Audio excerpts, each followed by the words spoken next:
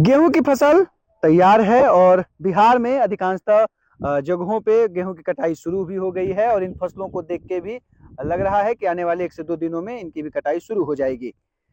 इसके साथ ही इसके साथ ही बिहार सरकार के द्वारा भी जो गेहूं की खरीदारी है वो भी शुरू हो चुकी है और पैक्स और व्यापार मंडल के द्वारा 1 अप्रैल से ये गेहूं की खरीदारी भी शुरू हो गई है। लेकिन इन दो महत्वपूर्ण किसानों के लिए जो खुशी की बात होती है कि गेहूं की कटाई हो जाए और उनकी फसल बिक जाए, वो इनके लिए बहुत काफी खुशी की बात होती है किसानों के लिए।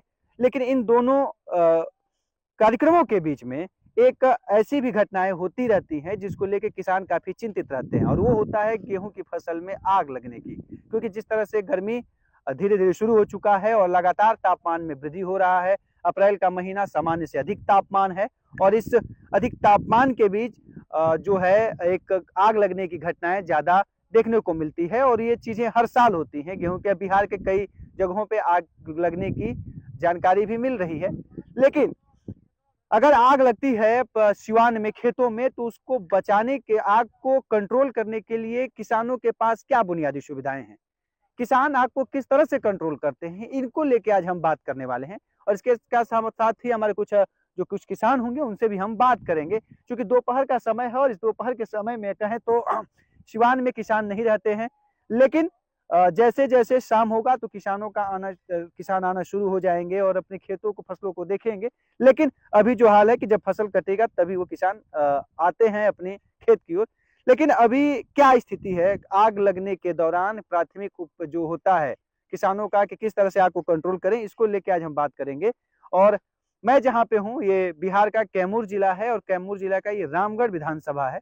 और बगल में आप देखेंगे तो नहर है और नहर में पानी नहीं है।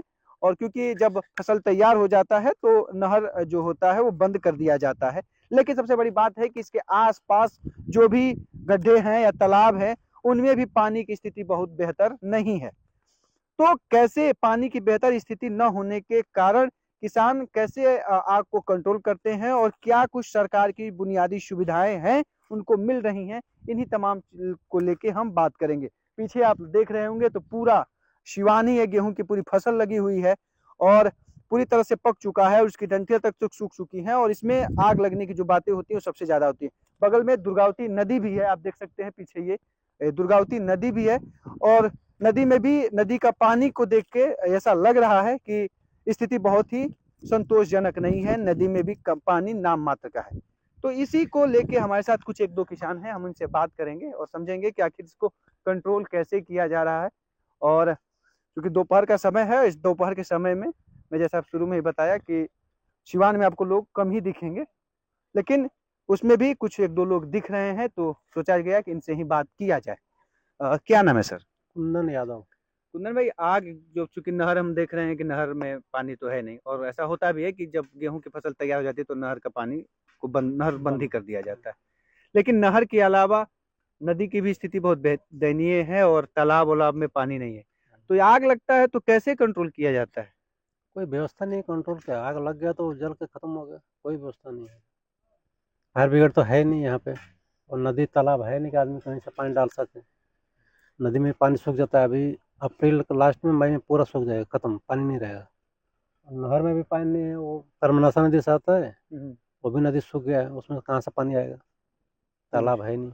तालाबों की क्या स्थिति है आपके गांव में? तालाब चूंकि है ही नहीं। तालाब की खुदाई और तमाम तरह की बातें, जीर्णोद्धार, मनरेगा, तमाम तरह के काम में होते हैं, दिखाया जाता है कि छोटे छोटे जलाशय बनाए जा रहे हैं, तमाम चीजें।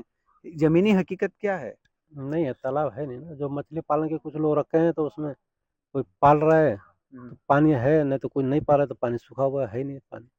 पाल रहे हैं तो है, नहीं पाल रहे हैं तो कुछ है ही नहीं, कुछ है ही नहीं, सूख गया। सूख गया। तो फायर ब्रिगेड यहाँ पे है ना कैमूर जिले में? वो है, आते आते तो कितना जल कर राख हो जाएगा, क्या करेगा फायर ब्रिगेड आते हैं? फायर ब्रिगेड आते आते मतलब सब कुछ जल के राख हो अभी जाए?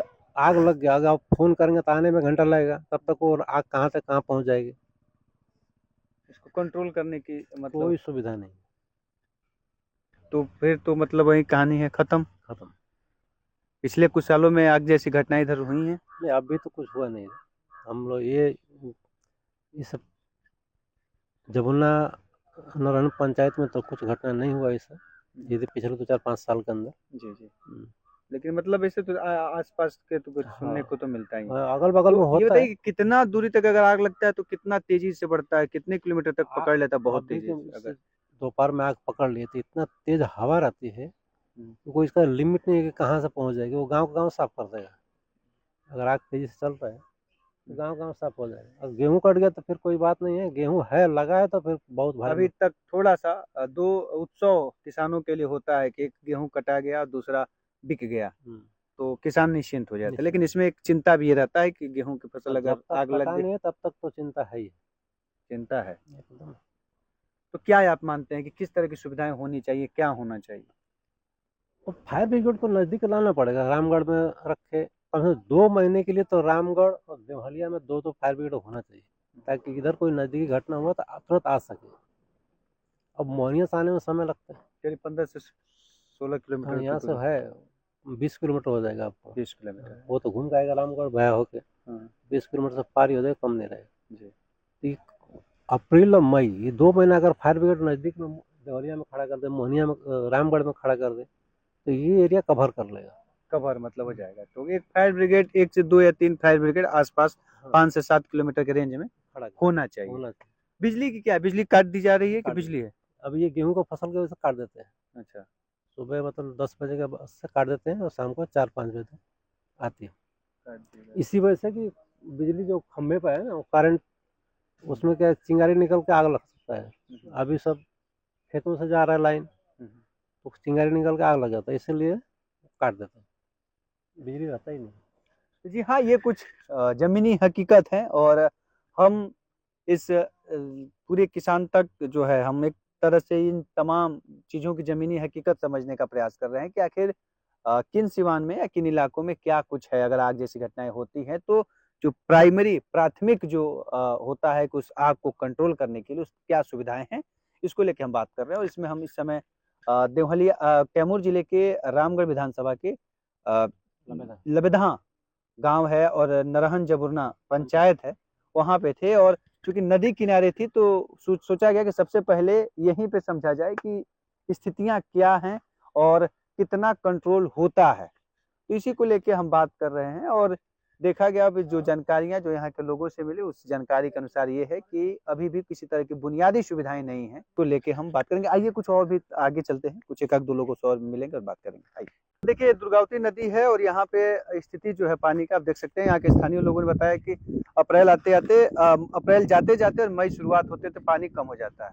तो हमारे साथ कुछ लोग भी हैं और ये गांव के वो लोग हैं जो आप देख सकते हैं, ये जिनके पास आधुनिक सुविधाएं नहीं है, हाथों से जो गेहूं की कटाई की जाती है उसको बोझा बांध के ले जाते हैं पानी, और अब धीरे धीरे लोग सिवान की ओर जा रहे हैं। ये बताइए सर कि पानी भी है, गेहूं की कटाई शुरू हो गई है आपके यहाँ, लेकिन सबसे बड़ी बात है कि अगर जब इस महीने में आग लगने की भी घटनाएं बहुत तेजी से होती है, क्या स्थिति है आग के बचाव को कंट्रोल करने के लिए? कैसे आप लोग करते हैं, कैसे बचाते हैं? अगर आग लग गया तो कैसे उसको कंट्रोल करते हैं? अब कैसी करल जाई, अब वही तरह कैसे बुतावल जाई, वही तरह कैसे लकड़ पकड़ पानी ले।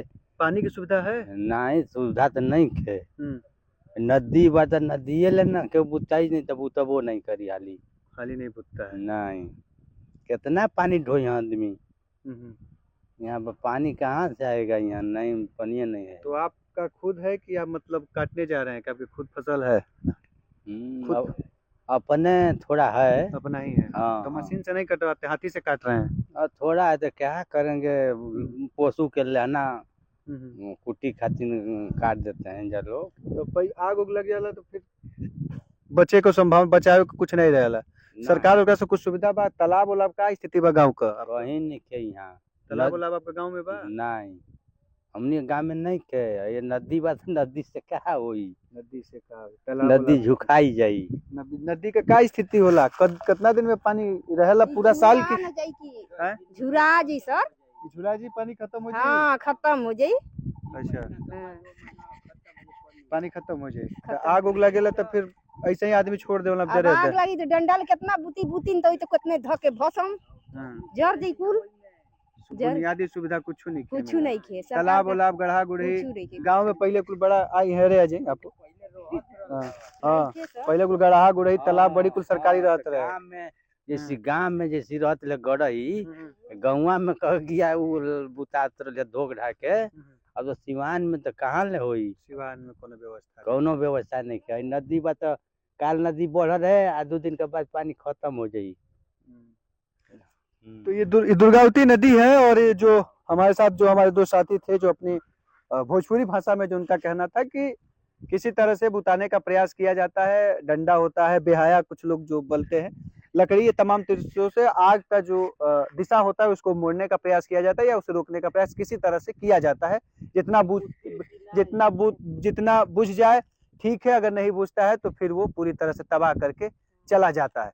तो ये स्थिति है कि और सबसे बड़ी बात ये है कि जो सरकार जल संचयन की बातें कर रही है, नए तालाबों के जीर्णोद्धार की बात कर रही है, करोड़ों रुपए खर्च किए जा रहे हैं, उनका जमीनी हकीकत ये है कि अभी भी गांव और तमाम जगहों पे उसकी सुविधाएं न के बराबर है और सिवान में सबसे बड़ी दिक्कत है। तो ये तमाम चीजें हैं और सरकार को भी इसके बारे में भी सोचना होगा कि आग लग रही है तो उसको बचाने के लिए क्या कुछ सुविधाएं होनी चाहिए। इन तमाम चीजों पर भी सरकार को सोचने की जरूरत है। तो ये थी जमीनी हकीकत। और भी जगहों पे चलेंगे, मिलेंगे और समझेंगे कि क्या कुछ है वहां के गांव का प्रबंधन, आग को कंट्रोल करने के लिए क्या कुछ बुनियादी सुविधाएं हैं। इन तमाम चीजों को लेकर हम फिर से मिलेंगे एक नए गांव, एक नए क्षेत्र और एक नए इलाके से। अभी के लिए इतना ही, दीजिए इजाजत, नमस्कार। अगर ये वीडियो आपको पसंद आया है तो इसे लाइक जरूर करें। अगर चैनल अभी तक सब्सक्राइब नहीं किया है तो कर लें और नोटिफिकेशन पाने के लिए बेल आइकन भी दबा दें।